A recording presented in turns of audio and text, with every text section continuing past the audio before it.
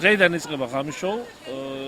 შინაარსობრივად არის სიახლეები, კიდე იქნება დაემატება მსვლელობის პროცესში, კიდე ვართ ასე ვთქვათ მზადების პროცესში. და ღამის შოუს რა თქმა უნდა აქვს თავისი ხიბლი აქვს მრავალნაირი, გარდა იმისა ჩვენი ქალაქის სტუმრებისთვისაც და მოსახლეობისთვისაც მოსახერხებელია საღამოს მოსვლა და ნახონ ასე ვთქვათ დაიტვირთონ დადებითი ემოციებით ჩვენი დელფინების ნახვით.